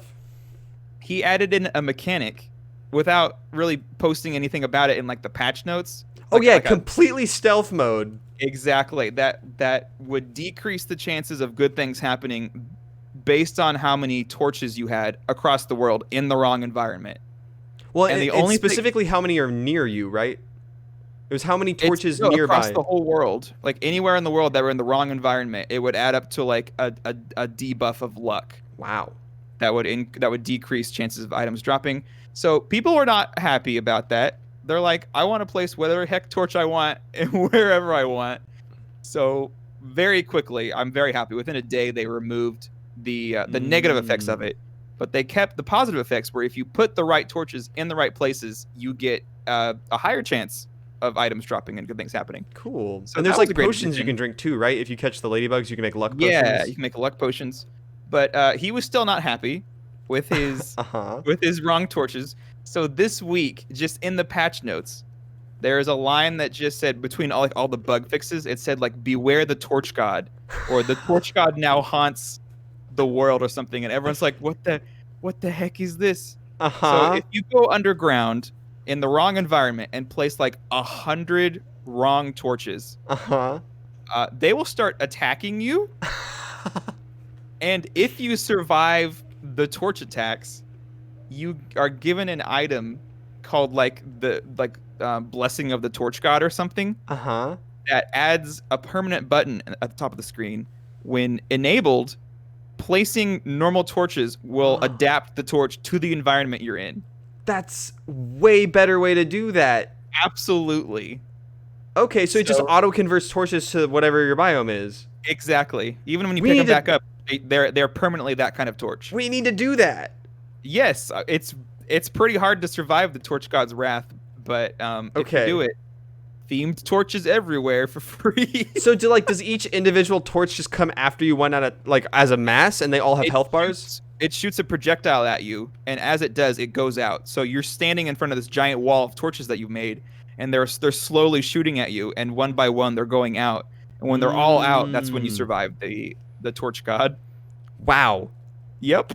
That is a really impressive way to turn something that he's very passionate about, which I think is kind of stupid, yeah, from a hindrance into like something that is, you can ignore it, but if you don't ignore it, it's actually cool for you and makes him happy. Like, What a clever Exactly. way to do that. That's crazy. That was a great way. And of course, everyone like me who wants to experience all the game are going to go out and do this. And then if you get the item, like you might as well use it so all your torches match the environment to get that To get the buff, yeah. Yeah. So that was a cool addition, and I'm really glad they turned that around and didn't keep the unlucky aspect of them, which it was really minor, but still, like, knowing that in your head to all the players that didn't know about it, like, oh, I just messed up this whole world by using normal torches because I was never told not to. Right. It was a bummer. So just knowing that was there, they changed it, and that's really nice. Cool. Well, I'm looking forward to that if we keep playing when we keep playing Terraria. Yeah. So that was your first story. You have another one? I have another story. Okay. So as you know, Switches are rare these days. That's true. A lot of people They are- stuck at home. They're buying Switches and then they're scalping Switches and Exactly. So I have a friend who's like, I really want to get a Switch, but not for like $600. right. So I said, you know what? I'll go on, I think, stockinformer.com or something. I've been there when I was trying to get a Switch back in the day when Yeah. it first came out. I've I definitely remember been you there. were trying to get one too. You like called Walmart on their stock day one time. Target. The morning Target. of them getting the shipments because game stuff comes in on Tuesdays. That's amazing. Mhm. So I got an alert and I was like, I need to get it quick. However, it was GameStop, and GameStop likes their money. So it was a $500 bundle Ooh. of the Switch plus Mario Kart, Smash Bros, a wired controller, a case, a screen protector, What? and I think that's it. So for $500, like that's fair. You know, the two games are $120, puts it at $420. That's $80 for the case and the controller. Well, wired controller, I don't know. It's still Yeah, wired controller. Maybe there's something else that I forgot. whatever. Anyways, Screen protector. it was better than spending $500 on just the console, which is everyone's Agreed. doing. Agreed. So my friend was like, "Oh yeah, go ahead and buy it. You know, that's fine. Like I get Mario Kart and Smash with it." So I did that, and then I got another alert saying, "Hey, we have just the normal one in stock." And I was like, "Oh, this is great. I'll buy this one and cancel the first one." yeah. So I did that. Uh-huh. However, the second one, it charged me for it and sent me an email, but it wasn't showing up anywhere on the account. So I was Mhm. like, oh, people all logged in and all bought one at the same time. You know, like maybe it's GameStop. Their website must be bad where it went ahead and charged. And then eventually it'll be like, oh, we don't actually have enough stock. for all these It'll people. self-cancel it on you, right? Exactly. So I was expecting it to self-cancel because it never showed up on my account anywhere. Mm-hmm. At one point, I would like click the link in the email it sent me, and it said this page does not exist. And I'm like, yeah, there Just it is. sent you So a I'm not, faulty order history thing. yeah, I'm not going to cancel the first one.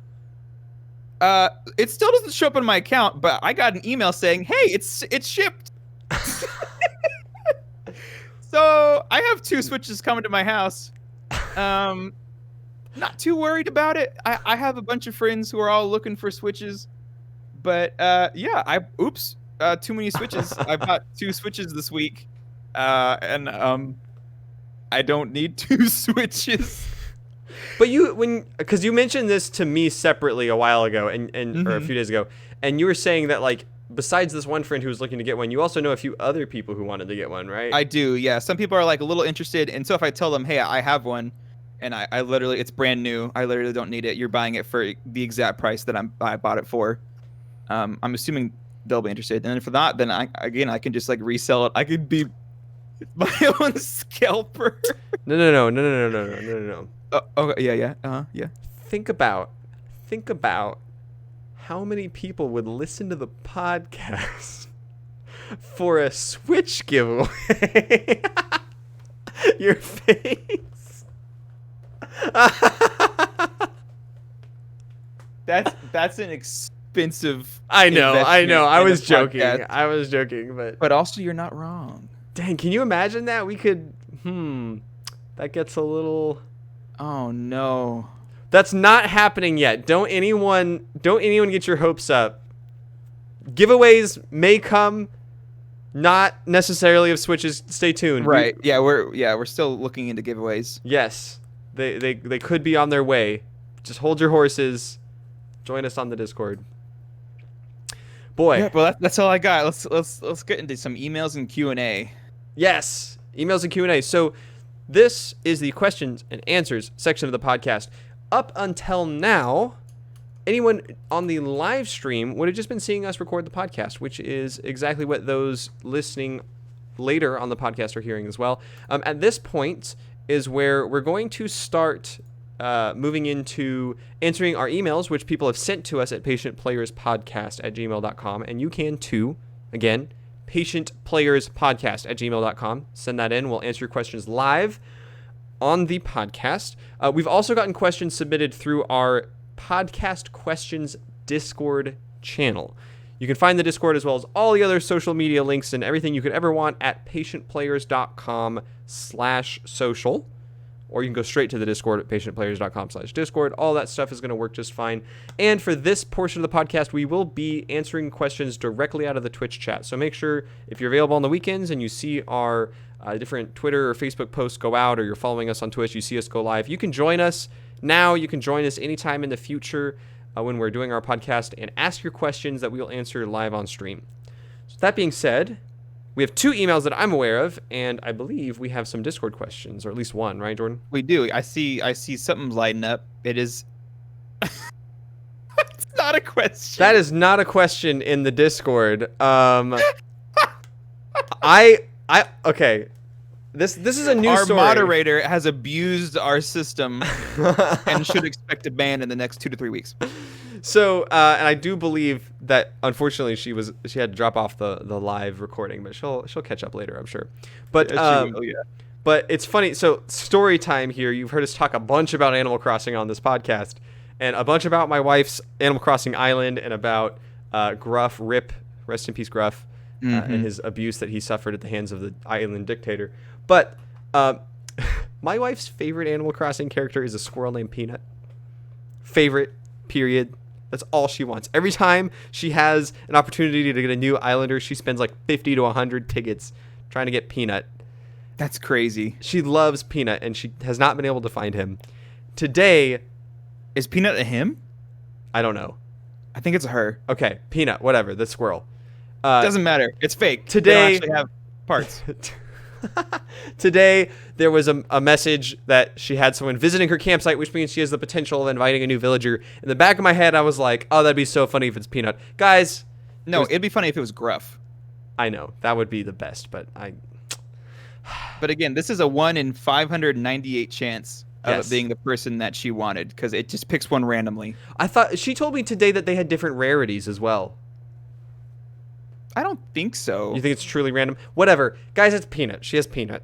She told me of an exploit you can do where it resets who's at the campsite. Did she do that, or did she get Peanut like genuinely 1 out of 500? I don't know. I know she did use that exploit to get Gruff off her island. Justice for Gruff. Okay, sorry. Rip Gruff. Rip Gruff. But that is her question, which is not a question. Is just that in all caps, not a question, but OMG, Peanut is in my campsite. Yep. Congratulations to Marion. It brings a Gruff sadness. died for your sins. Yeah, it just brings me a sadness in my heart for Gruff. I'm so sad. Now the Peanut Gruff card switch thing we talked about won't even work. Oh, you're right. That's so sad. I think I have a Gruff card though, so we could actually just replace I definitely Peanut with Gruff. Yeah, I definitely need to make a character and just stick the house off to the side so that she could never, it doesn't bother her day to day, but then one day Dude, I jump in. No. Make a character on our island and name him Gruff. Not the same. And fill your house with posters of him. Just Gruff all over the walls. It's not the Make same. Gruff your wallpaper, your floor. There's no Gruff furniture. You can texture the ground, right? Yes. I just need to get, like, because people will pixelate big images across multiple textures. I just need to get a giant picture of Gruff's face and then put, like, Justice for Gruff, like, in the middle of the island someday. Oh, my word. Or you could just get just, like, the 1x1 image of his face and just spread that over the entire island. So she'll have to go 1x1 scraping Gruff's face off the ground. Isn't there like a bulk reset you can do on the ground? No, not for floor pictures. All right, well that's enough of that. Enough of Gruff. I'm happy you got Peanut. Yeah, that's crazy. It is my wife. I do like seeing her happy, so I'm glad that she got Peanut. Anyways, we have an email. Time for some We have two actual emails. questions from real patient players listeners that don't leave halfway through to For not business calls or something to like get that. rid of Gruff and take Peanut. Whatever. I'm bitter. Okay. So our first email is from my good friend Miranda. She says, Merry Magnificent Magnetic Monday. Because this podcast goes out on Mondays. That's true. She used all the words that we came up with that one time. She did. As usual, I have two questions for you today. What video game themed movie is your favorite? Mm-hmm. Sonic movie, it's the only good one. And what is your favorite snack? Sincerely, Miranda. Do video game movies like Oh, the Pokemon wait. movie count? Yeah, no, I would say that does. Well, Oh, jeez. what came first, the chicken or the egg? The Pokemon or the show? The game or the show? Oh, the game, came absolutely. first. Yeah, the game No, came then, first, yeah, the show is game themed then, and the movies are based off the show. which is game themed. So Yeah. I say it counts. And also, I forgot about Wreck-It Ralph. Wreck-It Ralph 1 or 2, I'd say beats the Sonic movie. Yes, I would say. That's a video game themed. Ooh, I'd say for like actual quality movie, Wreck-It Ralph 2. For like my heart though, it's gotta be. Oh man, I don't know. So okay, out of the Pokemon movies, I owned 1 and 3 as a child, so I've watched those the most. But that gave 2, or it's called Pokemon Movie 2000. It gave it like this aura to me of like, because I didn't have it, it was special. It was like I got to see it on like TV or something, and it was like, oh, that's the one I don't have. And so like that one always seemed like the best one to me as a child. But looking back, I watched the first Pokemon movie so much because what would happen as a little kid is I would get scared by movies, and so my dad would like every couple of months like try out a movie, like let's watch like an action movie, and then like Mummy, you know, like, no, we're talking about like X-Men, like the first Oh, okay. X-Men movie, and it's like, oh no, there's a fight scene and he's hurt, like I'm scared, we gotta like stop the movie because I was pretty young, and it's like, okay, Daniel's scared, my older sister and the rest of my family keep watching X-Men, I go upstairs and watch Pokemon. That would always happen. So like I've seen that movie dozens of times. My first CD was the Pokemon first movie soundtrack, so I know all of the songs by heart. Nice. Yeah, I love that first movie. So even though Pokemon 2000 seemed like the secret unobtainable like best Pokemon movie, I gotta go with 1. 1 was great. Pokemon the first movie. Is that the one they remade recently?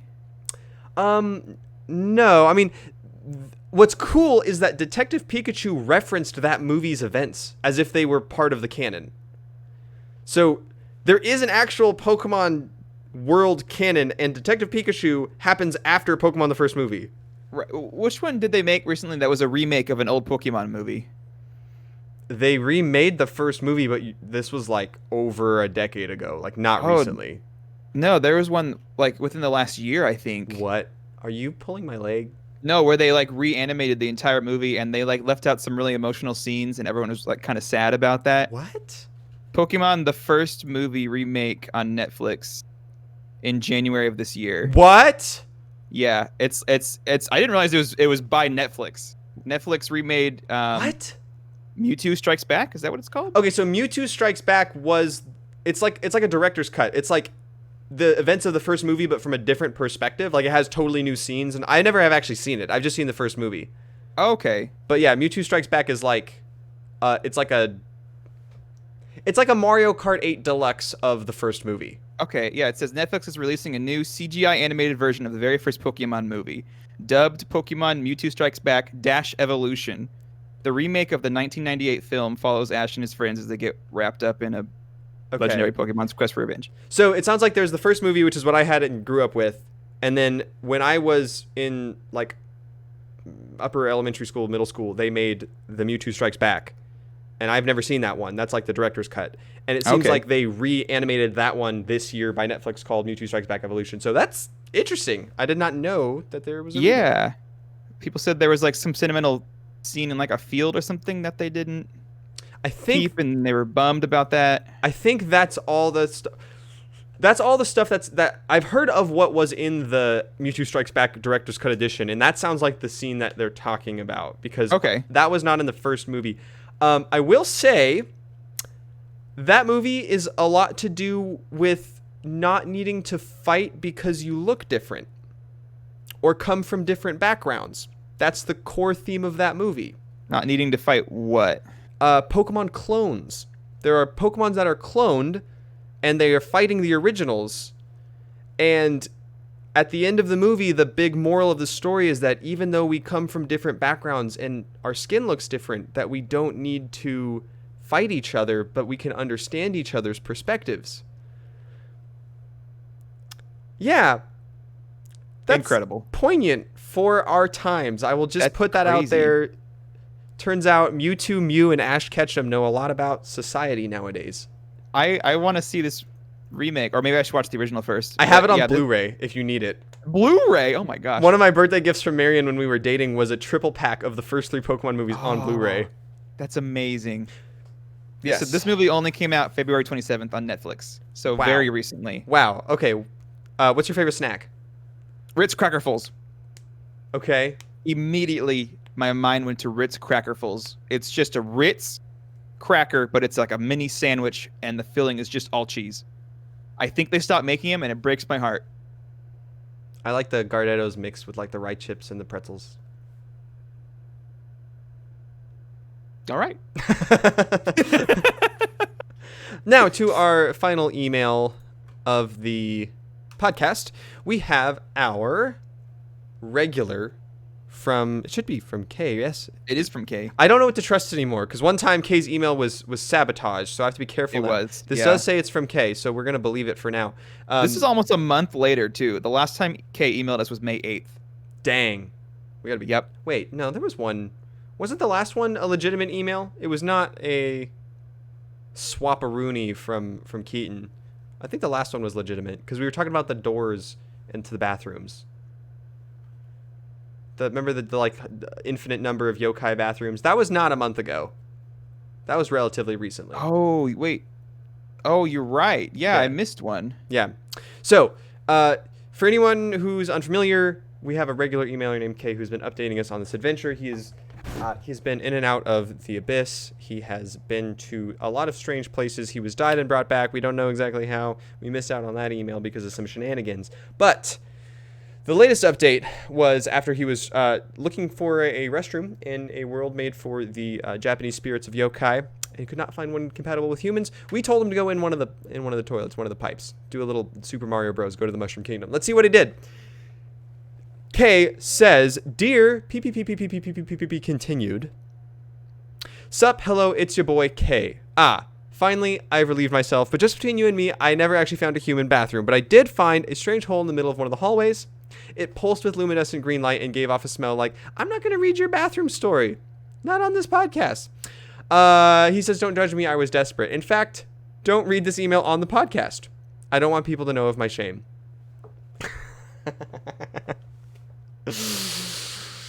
Oops, too late. Oops, too late. Oops, all berries. Okay.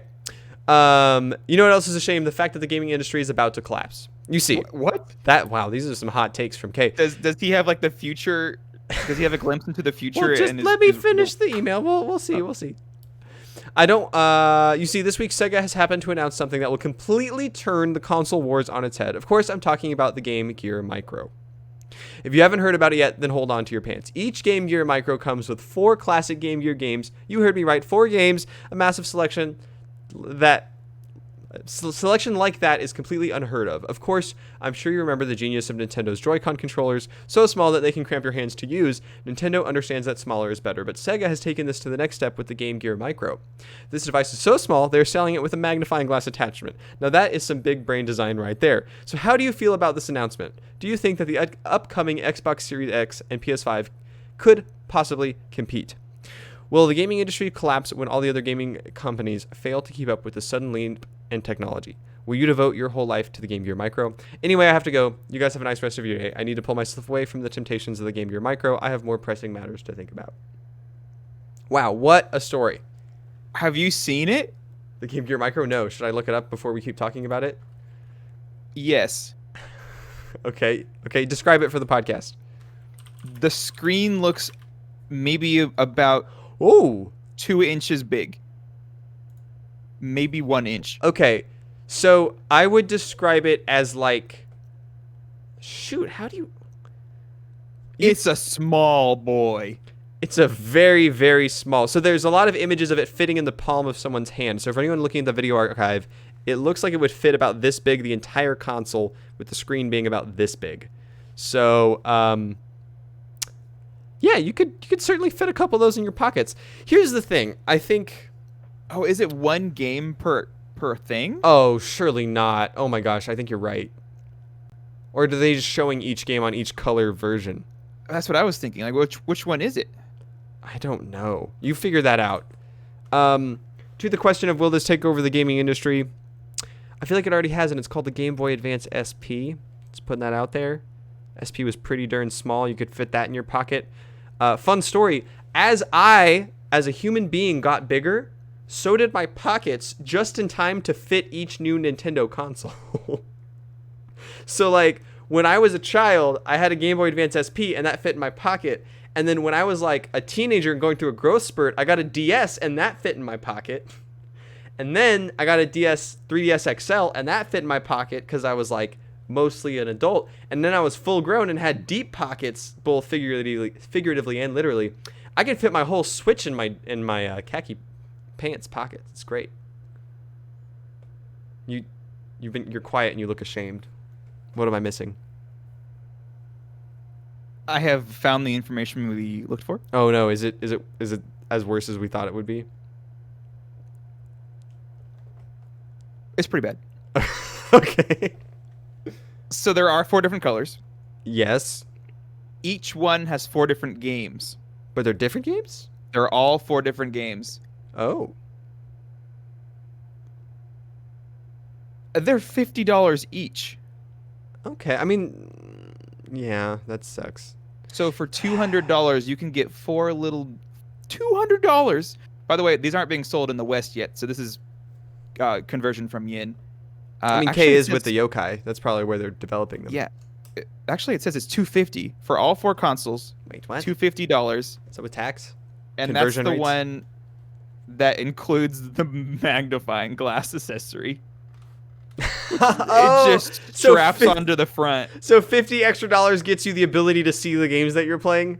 I suppose so.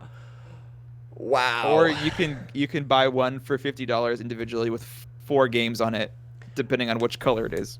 Okay, so here's the thing. With batteries on mobile devices, the screen brightness is one of the fastest killers of battery life. So if you have a 2-inch screen, do you think it just lives forever? And it's not exactly running like powerful hardware. It's an emulator of a Game Gear. Oh my word, the screen is 1.15 inches officially. There's a single mono speaker and a headphone jack. It has beaten the iPhone. That's not hard to do. It charges over USB, but can also run off 2 AAA batteries. It almost looks like the entire insides is just room for the AAA batteries. I was about to say, they managed to fit a battery compartment and a USB battery in there. They managed to fit a mini console around 2 AAA batteries. So if that thing is like 80% battery, what happens when the batteries start exploding in like 15 years?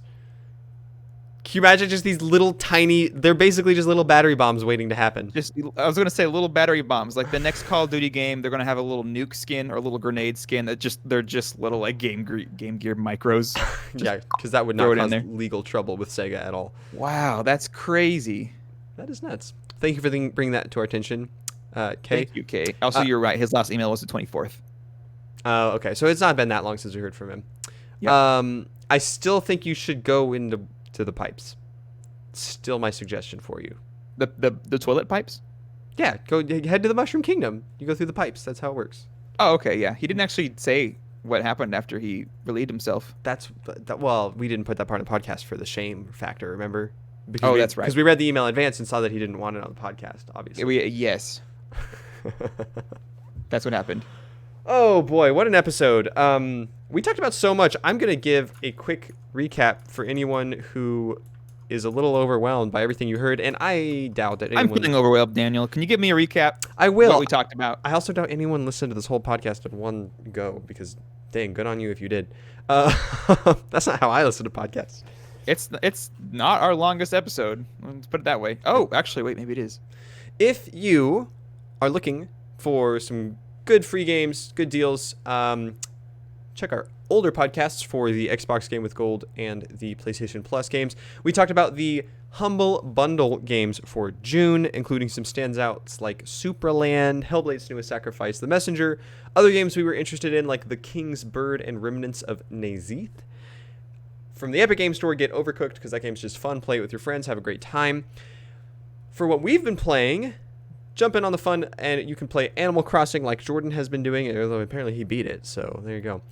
You can get excited for the Pokemon Sword and Shield DLC. You can buy any of the new Microsoft or EA games on Steam like Sea of Thieves, Clubhouse Games 51 on Switch, though don't play with more than one friend. And you can play Terraria. I played Terraria. I played Minecraft Dungeons. I played Salt and Sanctuary, Monster Hunter World. I played chess. Try it out sometime. Great game. Old games like Horde, the Dragon board game, Bad North Jotun Edition, which you can find on phones, on the Epic Game Store, on Steam. Good places. Heroes of the Storm, if you want to run into some really toxic players, apparently. And Half-Life Alyx, if you have the privilege of a VR headset. Boy, what an episode. That was a lot of stuff. That was so much stuff. Thank you for joining us for the podcast, for the live stream. All you guys out there asking questions.